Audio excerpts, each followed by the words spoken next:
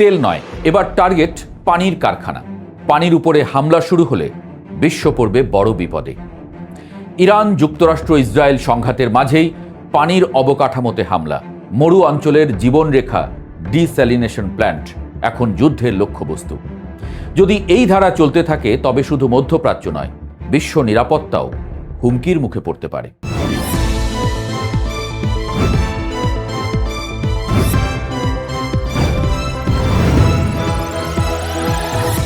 কল্পনা করুন একটি শহর যেখানে তেল আছে, অর্থ আছে, প্রযুক্তি আছে, কিন্তু পান করার জন্য এক ফোঁটা বিশুদ্ধ পানি নেই। সেই শহরের মানুষ বেঁচে থাকে সমুদ্রের পানি লবণমুক্ত করে। আর সেই কারখানাগুলোই যদি একদিন যুদ্ধের লক্ষ্যবস্তু হয়ে যায়। মধ্যপ্রাচ্যের বর্তমান সংঘাত ঠিক সেই ভয়াবহ বাস্তবতার দিকে ইঙ্গিত দিচ্ছে। যুদ্ধের এমন একটি ঘটনা ঘটেছে যা অনেক বিশ্লেষকের মতে ভবিষ্যতের যুদ্ধের রূপ পাল্টে দিতে পারে। এবার যুদ্ধের অস্ত্র হয়ে উঠছে পানি। ঘটনার সূত্রপাত দক্ষিণ ইরানের পারস্য উপসাগরের একটি দ্বীপে। ইরানের পররাষ্ট্রমন্ত্রী আব্বাস আরাগচি অভিযোগ করেন, যুক্তরাষ্ট্র তাদের কেশম দ্বীপের একটি ডিস্যালিনেশন প্ল্যান্টে হামলা চালিয়েছে। এই হামলার ফলে আশেপাশের অন্তত 30টি গ্রামের পানির সরবরাহ বন্ধ হয়ে যায়। মরুভূমির দেশে যেখানে পানির প্রতিটি ফোঁটা জীবন, সেখানে এমন হামলা শুধু সামরিক আঘাত নয়, এটি মানবিক সংকটেরও সূচনা।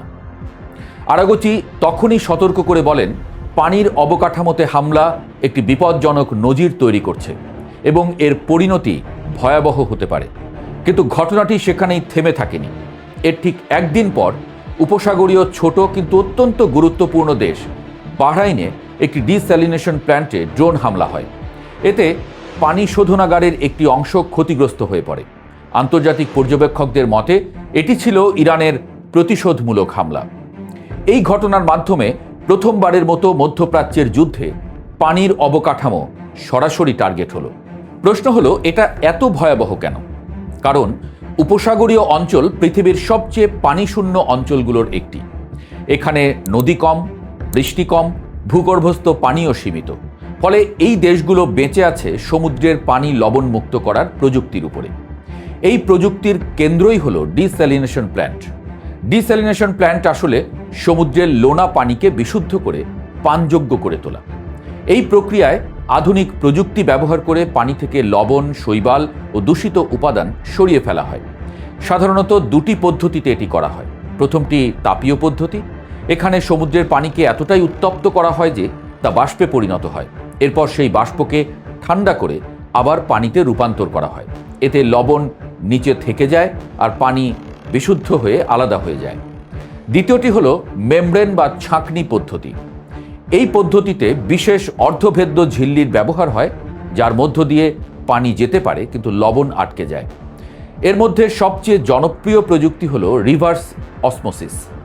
এই প্রযুক্তির উপরে নির্ভর করে উপসাগরীয় দেশগুলোর জীবন চলে। সংযুক্ত আরব আমিরাত থেকে কুয়েত পর্যন্ত উপকূলে 400টিরও বেশি ডিস্যালিনেশন প্ল্যান্ট রয়েছে।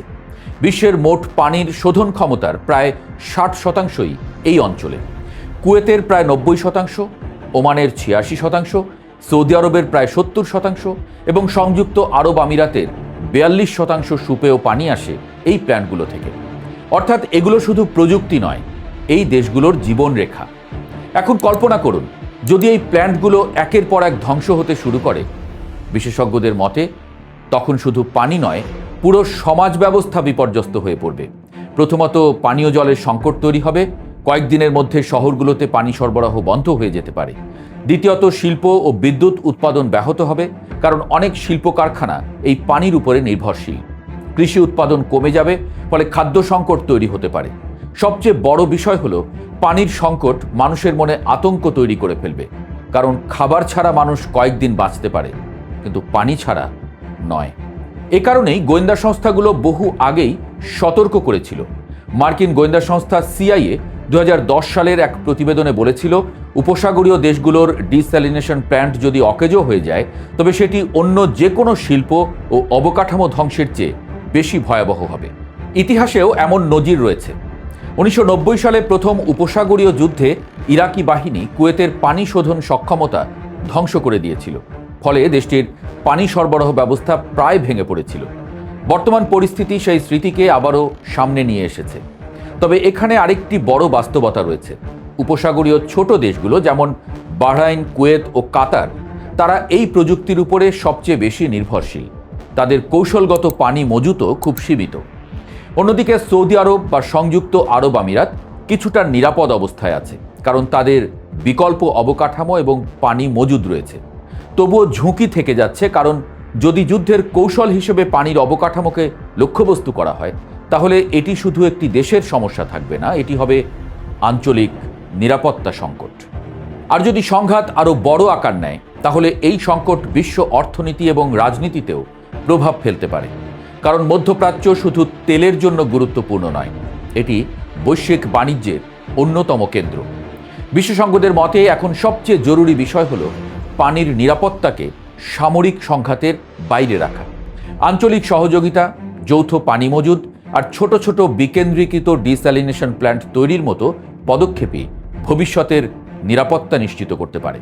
কিন্তু যুদ্ধ যখন শুরু হয়ে গেছে, তখন সেই বাস্তবতা অনেকটাই অনিশ্চিত। কারণ যুদ্ধ একবার নতুন অস্ত্র খুঁজে পেলে তা খুব দ্রুত ছড়িয়ে পড়ে। একসময় তেল ছিল যুদ্ধের কারণ, আজ হয়তো সেই জায়গা নিতে যাচ্ছে পানি। আর যদি সত্যিই পানির উপরে যুদ্ধ শুরু হয়ে যায়, তবে সেটি শুধু মধ্যপ্রাচ্যের সমস্যা থাকবে না, হয়ে উঠবে পুরো বিশ্বের জন্য এক নতুন এবং ভয়ঙ্কর সংকট।